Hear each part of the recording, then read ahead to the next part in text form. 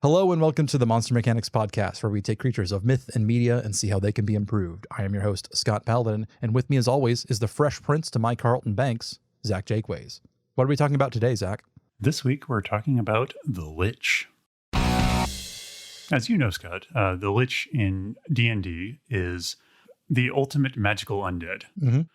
In this case, it is usually a practitioner of the arcane arts that has undergone some dark ritual to entomb his soul in some trinket or object called a phylactery. As a note, that is a actual Jewish religious artifact. Like it's a real thing within the Jewish religion, and like has a meaning completely unrelated to the way that D&D co-opted it. So we may try to avoid using that word a lot because it has a meaning to a real culture. And that's probably also why J.K. Rowling went with Horcruxes instead of phylactery, since I have to imagine that the process there was somewhat inspired by. Yeah, for sure. Yeah, and like for that matter, for D&D, they would have been better off with something they could have actually like copywritten, like they can with beholders and illithids and all that stuff. Like they probably would have been better off with making up a name instead of like doing something. It would have been better for them as a business to do it less offensively. Well, you got to imagine, like, this was Gary Gygax, back in the 70s, and he probably had no idea that this was going to be his legacy. Yeah. Okay, sorry, I didn't mean to interrupt there. Sure, yeah, no problem. In this case, the phylactery and the entombing the soul usually requires, the sacrifice of, an intelligent creature, and then the wizard undergoes this dark transformation to become this immortal undead creature that, if they die, they are reborn from this object that they've enchanted, and from there, forever become this powerful undead magic user. Yes. And they're, at least in my estimation, they're one of the big three D&D monsters. Like there's the monsters that are special to Dungeons and Dragons, and it's the Illithid, the Beholder, and the Lich to my mind. Sure, yeah. And I think it's a cornerstone. So much so that when we used to run the super hacked version of second edition that we ran a campaign in, that was the main villain of that campaign, was a Lich. Well, they're a great scalable magical enemy, because you could have a Lich be, a mid-tier magic user who's discovered these secrets, or you can have them be like your end game, like they're just a very good base for a villain. Yes, and the ability for them to die and be defeated and then come back because you didn't get their soul device is a really good narrative tool for sort of that schlocky dungeon crawling episodic sword and sorcery thing where like, you're going to defeat them and they're going to be back next week sort of thing. It's and that's also like a great narrative element where you allow the heroes to have their victory, and then a few episodes or a few games later, suddenly this guy can start reappearing, and they're like, well, what, I thought we dealt with that. And then they have to start really delving into it and going, oh, okay, this guy's a real threat. Yes. We killed him and now he's coming after our families. So I definitely like that sort of Faustian bargain angle for the Lich, where you have to do something particularly bad and really wreck your own soul in order to attain this great power. I'm also kind of there's two options here. One is that like doing the Lich ritual, on the one hand, it might just give you immortality, which is in itself a superpower, right? Where you're like, okay, I just have all the time in the world, so I can learn all of the things. I can prepare all of these contingencies and stuff because time no longer matters. But you could also have it where unlocking that door also grants you additional power beyond it. Like where it's one of those things where you're no longer tied to your mortal form. You get access to magics that other people wouldn't have. Like it comes with some built-in superpowers, I guess would be the way to put it. I'm not sure which one of those is more enticing at the moment. They're both interesting angles. I do like the idea that there's something intrinsically unlocked by stepping beyond the bounds of life. Yeah. So, and maybe that is there something with the idea that when you unlock that door, it's not just that like, the imagery of unlocking a door, I'm starting to really jive with, where like you open something up inside of yourself and other things are able to come through now. Like, Oh yeah. Like there's a whole Lovecraftian element there that you could do. I'm thinking about Rasputin from the first Hellboy movie, where like that's a cool imagery where he's like literally got stuff under his skin. That would be freaking sweet. But yeah, the idea that like that you, so since we're so tied into the realm of D&D with this idea, because that's kind of what liches are, and we might as well just lean into that. And is there a way to sort of call back to one of our previous ideas of them sort of being powered by one of the planes of energy? Because we originally talked about undead being powered by the negative energy plane, like it was a whole. Is there a way to sort of like extend out that mythos to additional planes? Like to say, what if you have the same thing, but with like, I don't know, I forget what the actual elemental planes are off the top of my head. I just dove off of our prepared area. There's fire, water, air, earth, negative and positive. Yeah, but there's those are the elemental planes, and then there's some quasi-elemental planes, or like sort of the between the planes, like mud, dust.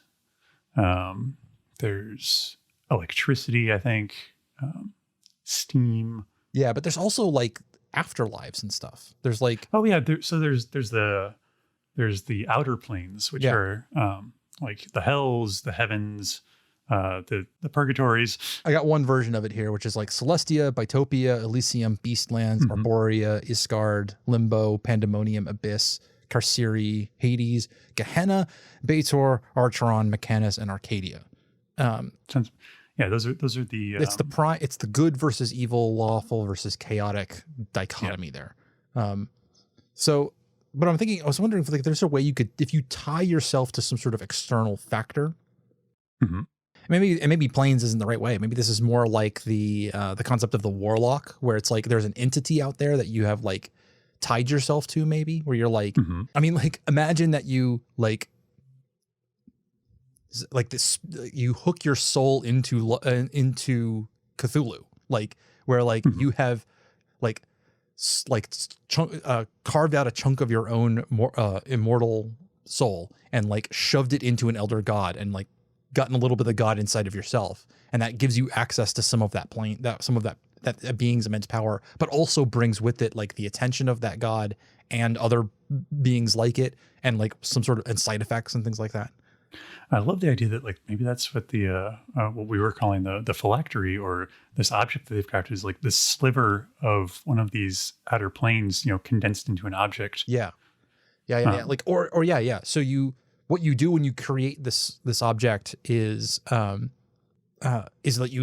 you make a physical item in your world, and you put a little bit of your soul into it and a little bit of this external creature, a sufficiently powerful creature. You put both of them in there, and by doing that, it creates a link between your mortal body and this eternal creature, and it gives you a bunch of access to a bunch of extra power. Yeah, that's definitely a very warlock vibe, and I like that. Yeah.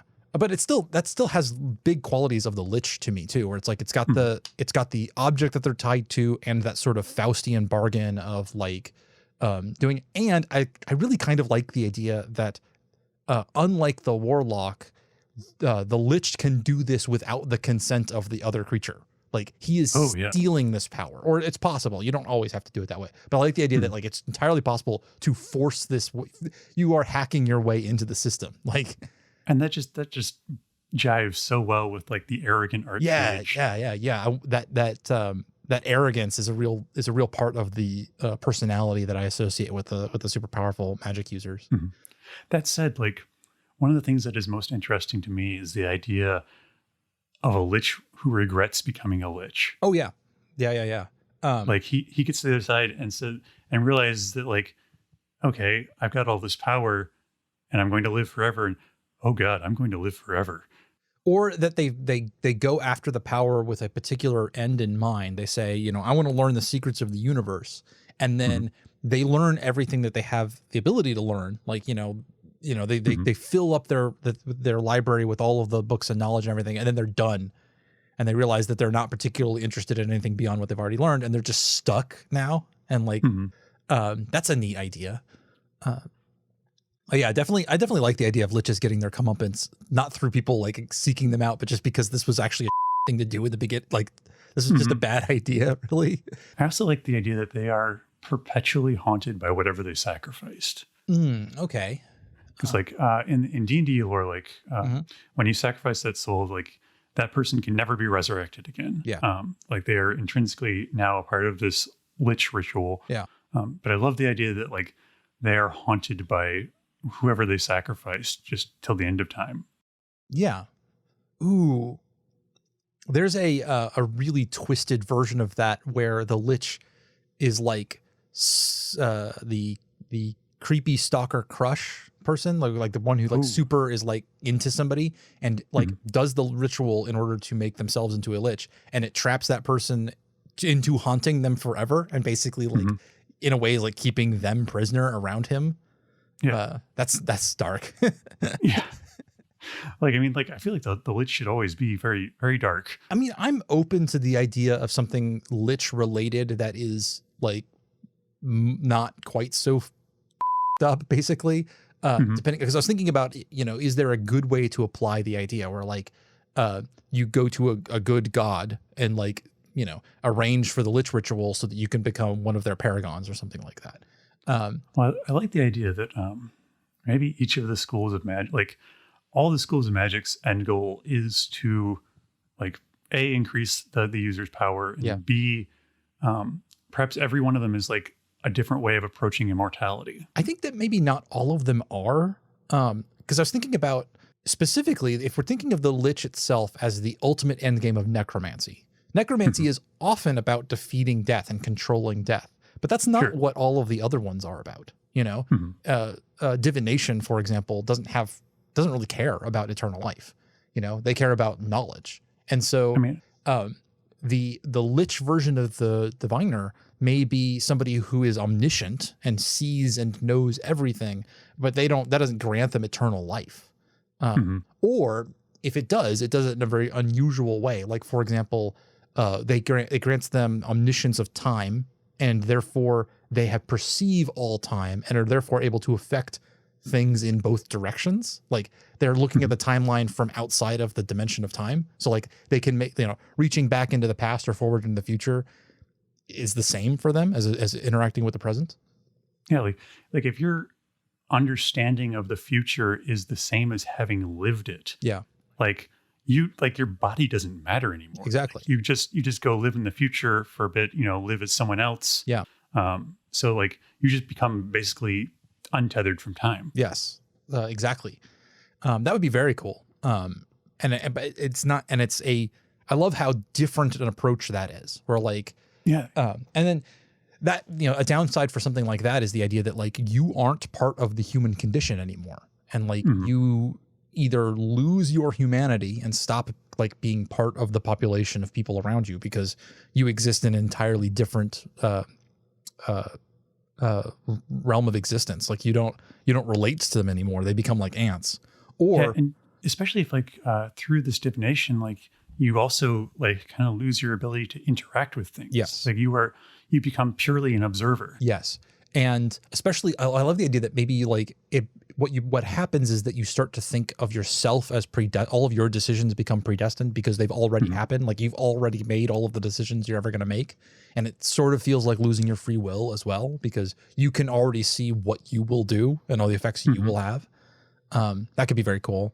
And like also, you know, if you manage to retain some of your ability to relate to people and are unable to interact with them in a meaningful way, that's super lonely. Like it's like that could be torturously lonely for the wrong kind of person. Okay, cool. We'll see. Like, well, okay, so we've got 2 down, divination and necromancy. Sure. Yeah. What would the Lich evoker look like? Oh God, like I'm picturing like they've kind of discovered like a way to convert anything to like any kind of energy. Okay. Like, and like maybe there's like the conjuration side is sort of like creating matter from nothing. Yeah. If the energy side is just converting everything to energy, like I feel like they're almost like this destructive, like disintegrating sphere of like just converting everything around them constantly into energy. That's cool. I'm not sure why it would be enticing though.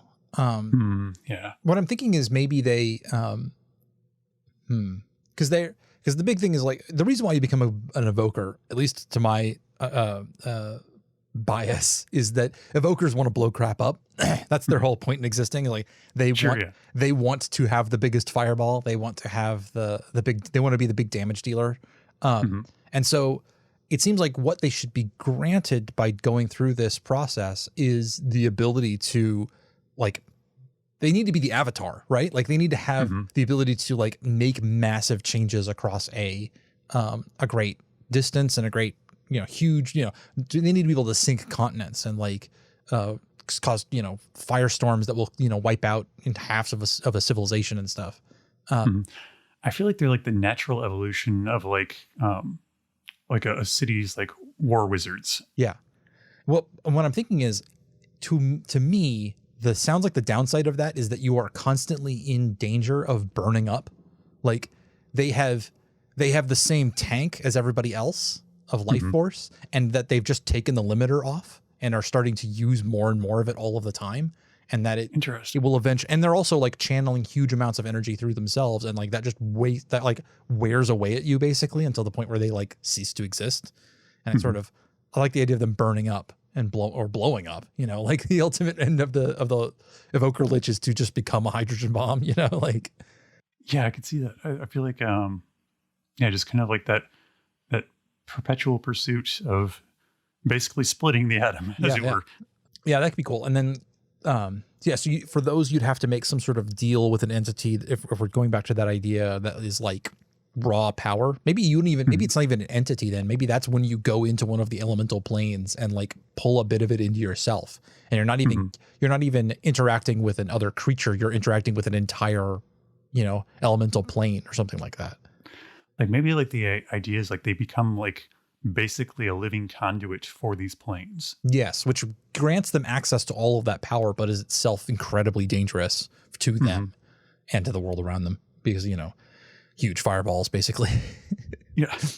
I kind of like that idea too, because it implies that they become more specialized as they become a Lich evoker. Like they're going to be like, okay, I am the fireball guy. No, I am the water, and except that, just on a hugely massive scale, like you get the ability to like cause volcanoes to erupt and stuff like that. And summon, to raise all of the water from the world's water table to cause a flood that would, drown the entire world and stuff like that. I love them as like, maybe they don't happen that super often because when they do, like it resets the world. Like that's the world, that's the cycle of world ending catastrophes that keeps like keeps people from developing past like a Middle Ages sword and sorcery level of technology, because eventually they get to the point where they can make a Lich evoker and they blow everything up.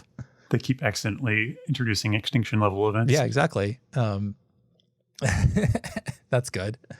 Okay, so what else do we got? If we're going to go through all these lists, Conjuration. So Conjuration is kind of an interesting one. Because like it's both the creation of matter, but it's also like pulling other creatures from other planes. Yes. So I always got the impression that even the things that they created came from somewhere. If you make a if you're making an object, I forget for some reason the only thing I can think of is Goodberry, where you're like, I'm gonna make some delicious berries. Like I always assumed that he was pulling those berries from some plane, that he was he was reaching into the Feywild or something and grabbing the berries from out of there, or possibly pulling them from the Platonic idea, where there's the idea of Platonic forms, where every creature, every object is some perverted, imperfect version of the original, perfect version of that, and that those objects must exist in some space, and that he's maybe getting a new version of those. Wonder what if the Conjuration thing is not about raw power, but about control and like being able to conjure things that don't exist, like, or to remix them. I'm thinking sort of like the monsters from Annihilation, where you're, or just the concept of the shimmer from Annihilation entirely, where he's by unlocking the ability to sort of live remix creatures and objects and stuff and morph them together and control their properties. That feels a bit more like the Transmutation school to me. Okay, which is all about altering things. Well, I was thinking, but I mean, like the idea is that instead of pulling in a hobgoblin or something, you pull both a hobgoblin and a air elemental, and you get an air elemental hobgoblin summoning, rather than like changing something that already exists. But maybe that's better for transmutation or alteration or whatever. Another interesting aspect of Conjuration is its focus on teleportation. Okay. Which again ties in with like that kind of pulling things from somewhere else. Yeah. And I like the idea that like transportation or, like tying points in space together is what Conjuration kind of focuses on. So like a master or a Lich conjurer might be the kind of person who is just like unbound from the concepts of distance and can just be anywhere he wants at any time. Yeah. I was also thinking, isn't Conjuration the one that allows you to create like pocket dimensions and stuff? Probably, yeah. Yeah, 8th level Demiplane is an 8th level Conjuration spell. Okay, so the ability to like warp and create space is also seems to be tied up in there. So maybe like being able to create your own. Oh, okay, that's what it is. They turn inward and they start creating their own universe within themselves. Okay, like that's their down. Like that's their. Like if you keep going down that thing, like you're going to become a stronger and stronger conjurer, able to pull things in from other universes and warp and create space until it starts to like spiral fractally inward. And you create your, it starts off with you creating a demiplane, and then you create a demiplane inside your demiplane, and then you like expand the size of both of them, and then like eventually you are just the original creator god of a smaller universe within the universe, like, and that. Okay, I like that. Yeah, you go full Matrix and like take over, and like you basically disappear from your prime material plane because you're spending all of your time in this other thing that you're creating, and then like that spirals out of control, and then you've got this whole other world, and it's just turtles all the way down. Yeah. It's Lich duration all the way down. Yeah, I like that. That kind of that nesting egg. Yeah. And maybe sometimes that like, because if we're looking about how that would manifest in your story, you could think about maybe like whole lost civilizations could be explained. Why they're lost is because a conjurer like got overly, maybe they had a sorcerer king who was a conjurer and like locked them all away inside of a smaller plane where they've been living this whole time. And that would explain like, why they might have disappeared, or what might have happened to these mysteries, or like whole continents could disappear, or like, or reappear, like because of disruptions done by people who have this kind of power. Or surprise, you've all been living in a conjured universe this whole time, and now you've managed to escape, and now here's my whole new world for because I got bored of our last campaign. So, yeah, that's very in character for some DMs that I know. Okay, so what else have we got here? There's abjuration, which is kind of an interesting. Yeah, I never really understood what was the difference between abjuration and like. So abjuration is basically like, it's kind of like all the schools of like protection magic. Okay.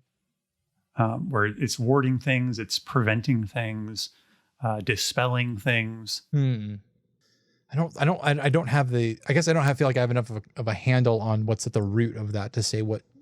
So I feel like the abjuration lich is basically like the response to the other 7 kinds of. Oh, it's like a lich that specializes in dealing with the other liches. Yeah, that could be. Like where his is basically like, like unraveling and like destroying magic even. Yeah. So like in that case, maybe that's for some reason that seems very order focused for me. Like, like if an evoker is very chaotic because they love to destroy things, the abjurer would be very, very order and law focused in terms of like putting things right and preventing destruction. So that's good. So maybe they're sort of tying themselves to, either a plane or a god for whom that is their main philosophical focus. And so that grants them the ability to like set things in order and like prevent destruction.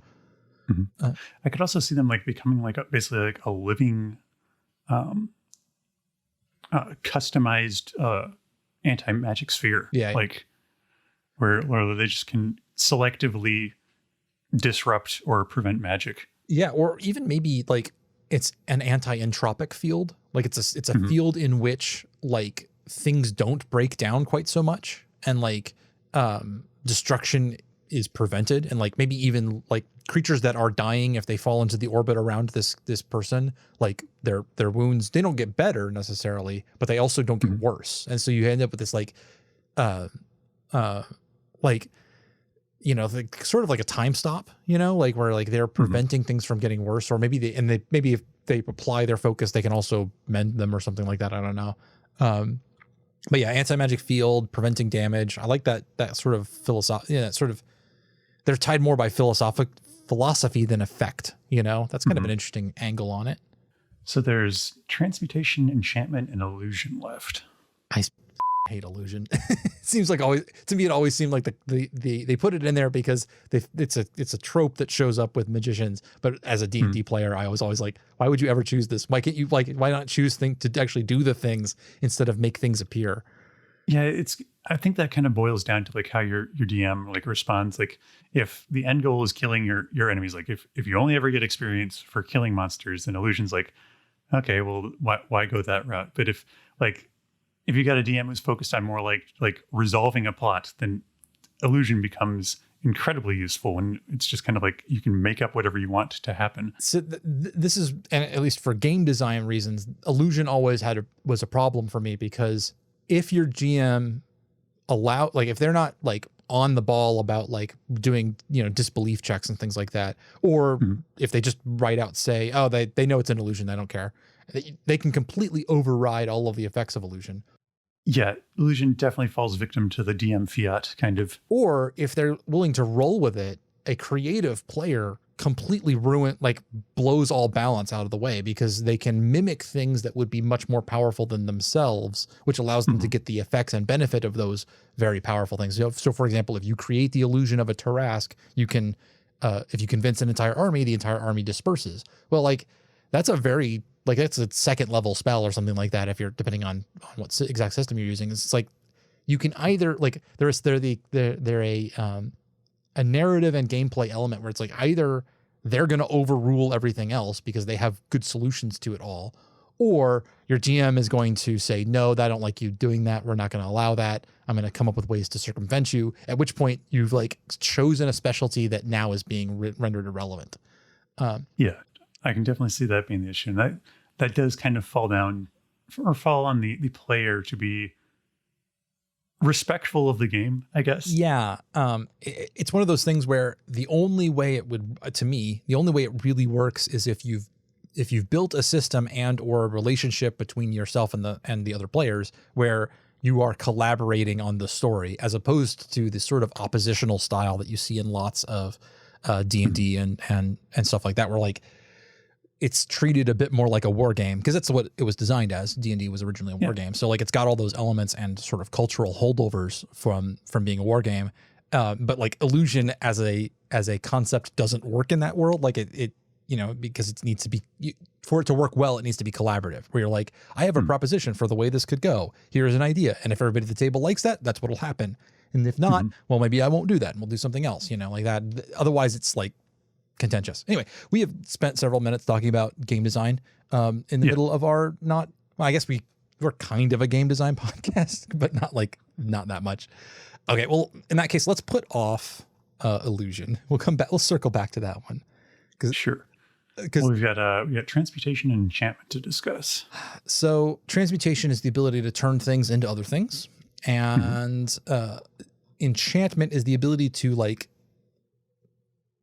imbue magical energy into other objects, but not actually change their form, I guess. Like enchantment is often focused on beguiling particularly. Not enchantment in the terms of this is an enchanted item, but more like you have become enchanted with this person. Oh yeah. Yes. Okay. Mind affecting magic. Yeah. Oof. That one can lead into all kinds of bad places depending how you apply it, of course. I do like the idea that like that's like everybody thinks the necromantic liches are the evil ones, but like no, actually it's the enchantment liches No, that you yeah. really want to avoid. That's actually kind of cool. That like it gives them more and more ability to control the minds of those around them. So maybe even to the point where they do it unconsciously, where like the propagandamancer. But like the idea that like eventually like they're so good at this ability to change the mind of people around them that like people become like different around them without them trying, and like like they're literally able to like change everyone around them's perception of the world so that it sort of bends to their will, you know. Kind of like they start to feel like the protagonist in a video game where like everybody's like responding to you and cares only about you. I love the idea of like the wizard who like accidentally becomes president of this nation because of like this strong, just unconscious magic. Yeah. And like even to the point where like if they like, for example, if they were an optimistic enchanter and they would say, oh, well, people are basically good and nice, and they like go into it and, you know, they are sufficiently powerful, people start to become good and nice around them. And like, because you walk into this guy's person and his idea of what people are overrides your own brain, and you become his version of what you would be, is very dark.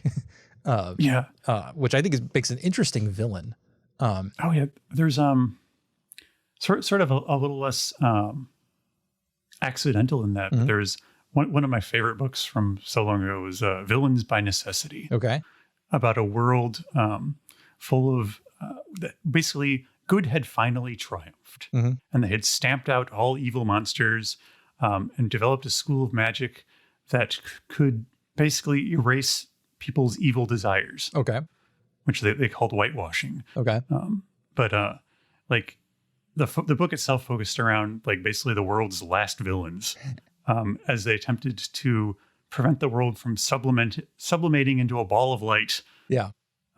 As the good guys relentlessly pursued these villains. Great book. Yeah. I could see that being sort of along the same lines. So like, okay, what creature, what entity do you tie yourself to in order to get the enchantment magic? Like,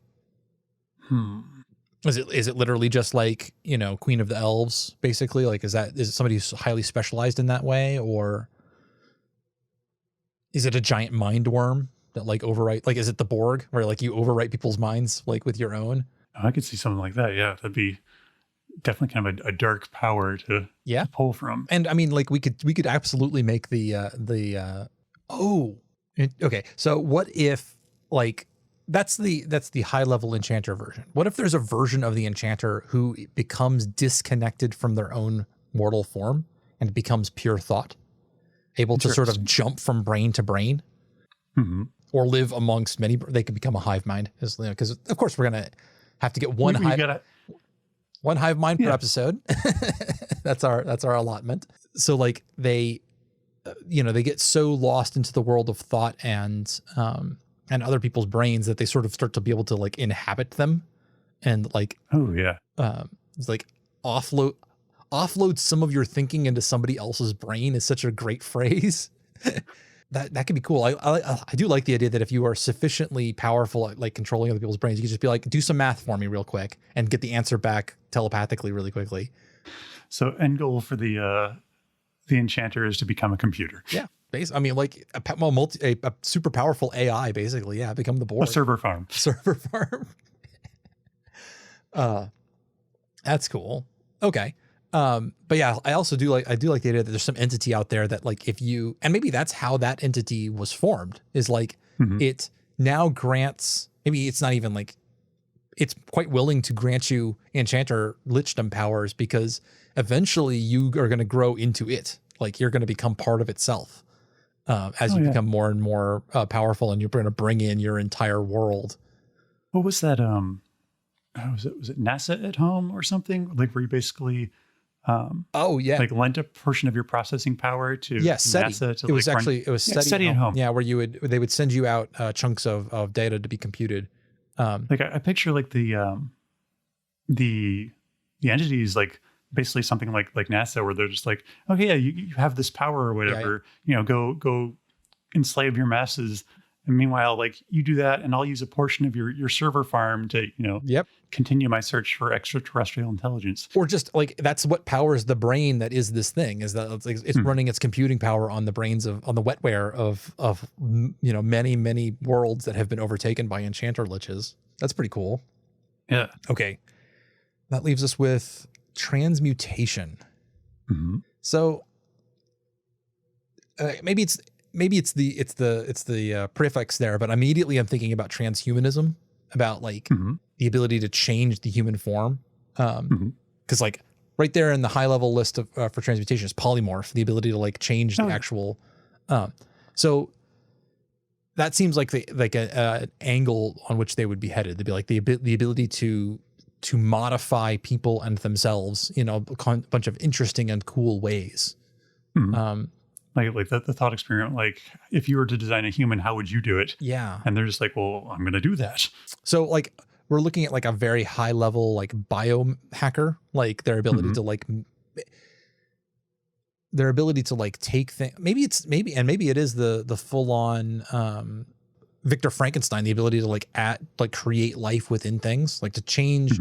Cause I think at least some of their spells will like, like stone to flesh, right? Where like you can take a non-biological item and make it into something living, which is, I love that somebody created that thing specifically as a reversal of turning somebody to stone. Like, okay, we're going to make a spell that does, and then immediately like 2 minutes later, somebody else was like, well, what if you use that on regular stone? And it just makes like a big old hunk cube of flesh. That's no good. Which I love. I'm like, that is the guy I would have been in that conversation. Yeah. And like my question would be like, what kind of flesh is it? Is it human flesh, like specifically, or do we like, is it just like a 10 by 10 cubic foot of dwarf? I like the idea that, just to go off on a tangent about stone to flesh. So the original, like the version of it, the thing that you would always expect it to do is you take a statue of somebody and it turns them into that person back. Right. So what if it is based on the form of the thing? So like it creates flesh of whatever is like closest to the shape of the thing that you're turning into, or that like whatever that stone object is. So like if you make a giant statue of a dude, like if you went up to Michelangelo's David and cast stone to flesh on it, it would make a 20-foot tall dude with a tiny little dick. And so like similarly, if you have like a stone tree, like stone to flesh, I would actually make a tree. So maybe it's something along the lines of like, but the thing is, if you create an object which is just like not biologically formed, like a slab, you would create a monolith of like a 20 foot by 20 foot by 20 foot stone block. What's it going to make? And it, like you have to imagine the DM like rustling through a Rolodex of monsters, being like, I guess it's going to be a very malformed. Well, I guess in the cube form, he's going to make a gelatinous cube. Sorry. But if it's like, you've done a door. Okay. I guess that means it's going to be a cloaker. Like it just kind of like randomly riffles through and like finds the thing closest to it, which is actually, I love the idea of like, that's how like some wizards are like hunting for extraterrestrial life or something, or trying to find like elder gods or something by like they have a sculptor with them, like who just, sculpts odd shapes or whatever. And he's like, well, what about this? I do love the idea of blindly making shapes and then just trying. That's really funny, actually. I like that a lot. It's also a really good origin for some of the weirder monsters in D&D, where it's like, because it's always a wizard made it. Yeah, they never like go into how. And it was literally like he was just around with a stone to flesh spell. I like that. Yeah.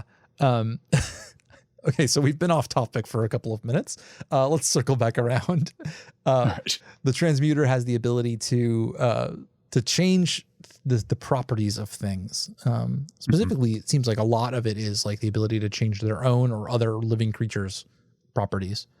Like there's other things like I think haste and slow fall under that. So there's potentially like the manipulation of time that kind of falls into there. Ooh, haste and slow to me also sounds like straight up superpowers. Like these guys, this feels a little bit like Marvel or DC, where like they're going to be like creating superheroes and supervillains. Maybe the ability, maybe the thing that gets unlocked when you like tie yourself to whatever transmutation god will make you into a transmuter lich is the ability to make permanent transmutations. Like that's the really high level stuff. So it's like when you cast haste, you don't just make them hasted for 30 seconds or whatever haste lasts. It's like, no, they're just fast now. They're the Flash, and like they're stuck that way unless you undo it. And so like they can make like radically drastic changes to things. And sometimes, you know, there's absolutely the ability for something like that to be used for good, you know, like going in and being like, you know, healing the sick or people that have disabilities or deformities or something like that that they want to change. Come to a transmuter lich and he's like, okay, there you go. You know, bam, you know, you have, or for that matter, you're like, I want to be a centaur. And he's like, hell yeah. Okay. You're a centaur now. I love the idea that they're basically like sort of able to like rewrite the laws of the universe, like in wherever they are at, and it be permanent. Yeah. Yeah. The ability to like affect permanent change on the world would leave behind some really weird ass shit, right? Like I feel like wizards, like the like these transmuter liches are the reason for like wild magic zones. Yeah. And so what's their final end? Like what's the monkey's paw version of how these guys meet their end, like the other ones? Oh gosh. So is it that they lose all concept of like reality? Like they start to like, they forget what the original versions of things were and like start breaking stuff down? Like, I feel like they just eventually like, they don't necessarily like kill themselves off, but they like transmute themselves into something that we can no longer identify as living. Yeah. So they sort of transcend, or they sort of sublime. They're like, I'm gone. You know, I'm in a higher. I have gone pure. I'm a being of pure light and hope now, and it's very nice. And I no longer like transmuting themselves into something that they no longer care about anything relevant anymore. Like they're just like, I'm like they transmute themselves into something that doesn't care about transmutation anymore. Yeah. Or they're like, did you watch Love, Death, and Robots? I have not. Okay. So there's a particular, I guess this is a spoiler for one episode of Love, Death, and Robots. Sure, yeah. There's it deals with a famous painter and sculptor who's like the universe's best artist. And over the course of like the episode, they reveals that he originally started off as a pool cleaning robot. That like his entire life, all of his artistic work has been based around the color of the tiles in the pool that he used to clean back when he was a pool cleaning robot. And then his final work is that he recreated the pool, and then he jumps in, dumps off all of the additional parts that have been added onto him over the year, and goes back to just being the pool cleaning robot. And I'm like, yeah, that seems like a transmutation. That is a big transmuter mood to me, where he's like, okay, you know what? I want to be happy. I am going to become a creature that is happy, and then like no longer cares about being sentient anymore. Love that. Okay. And then we have to circle back around to illusion. Back to illusion, which like, I think if you're not approaching this so much from a game thing, there's a lot that can be done with the illusion magic. Yeah. And it really comes down to a question of what illusion means, because if illusion is like manipulation of light and sound, then maybe it's something along the lines of like making that light and sound like real, like making it material. Or if illusion is instead the ability to affect the perception of people around you, like it's about warp, like when you make an illusory bird example, is it that you create the photons that are then transmitted into the eyes of people around you, or manipulate the photons in the world around you to create the vision of a bird? Or is it that you affect the brain of everybody in the vicinity who's in observation range of the bird to say there is a bird here? Because which one you're doing, I think, wildly affects what it means to make an illusion, right? Yeah, it's kind of the difference between, you know, having like projecting a bird onto a screen versus having everyone wearing VR head goggles. Yeah. And looking at this space and like, oh, there's a bird there. Yeah. I don't have a good answer to that. They're both interesting. I like that like it's altering the perceptions, because that, I guess that impinges more on the enchantment side of things. Yeah, I think instead of the conjuration side of things. I think under normal circumstances for game design reasons, I think that's what I would go for, is to say that you're changing the perception of people around you rather than making the light. But that for the purposes of the conversation we're currently in, if we did that, that's very much like what we were talking about for enchanters already. So maybe we want to go in a different direction. And the other thing is like, there's things like lasting illusions, like where like they'll cast an illusion on an area and that will just persist for however long. And if someone comes along and the wizard's not there, like what do they even see? Yeah. Good point. So, okay. So in this world, illusionists are creating the perceived effects, the actual, whatever it is that causes those effects. So for example, if they're making an illusory wall, they will make the light reflect off of that surface as though it was a wall, and if they are making an illusory sound, they're creating the vibrations in the air. If it's possible that they can create illusory smells, then they're going to actually be creating the particulate matter that's picked up by the olfactory senses, things like that. One of the interesting things to me was always that, like, at least in the older versions of D&D, like an illusion could affect you and harm you, and as long as you believed it was real. That strikes me very similar to the Pratchett idea of like the story and belief being the most important thing. Gets very meta. Oh, dude. Illusionists are super meta, right? That's the idea. Okay. All right. So if that's true, if the thing about like you believing it makes it like able to affect you, I think the cause of that being true in this universe is that this is a fictional universe, and therefore belief in that universe is what creates it and gives it power. So even within the rules of the universe itself, things that have belief in them are treated as real, right? In a certain sense, the reason why this fictional universe works is because the people perceiving it, the reader, the audience, and the author all perceive it as quote unquote real, with the idea of suspension of disbelief. And so the illusionist always searching for the better version of the illusion, and like the way to make more people in the world around him believe his illusion so they are more powerful. That illusionist eventually gets in contact with the author, finds out that they're inside of a fictional universe, and that's like the Lichdom version of illusionist, right? Okay, I love that. Yeah. Is they're like, oh crap, I am just a made up character inside of a RPG, or and so what they get access to is not necessarily like more important illusions, but they just get access to all of like genre information. They get access to the words on the page they're written on, basically. That's amazing. Okay, so that's a version of illusion I like. All right. Well, that was, I guess, what that's all we're covering for Liches, because we've had our time just about. Yeah, I mean, we kind of started with Liches and went a little far afield, but That's kind fine. of looking at the end goal for each of the different classes, or the different schools of magic, which I think is that's an interesting look at things. Yeah, it's a good expansion on the idea, because Liches always did seem very necromantic focused. And so now you've got all the other versions of it, including some particularly weird ones. Well, on that case, bye. All right, until next time. Thank you for joining us for this episode of Monster Mechanics. Monster Mechanics is produced and edited by me, Scott Paladin, and hosted by myself and my best friend, Zach Jaquays. All of the ideas generated during this podcast are released under a do what the f*** you want public license.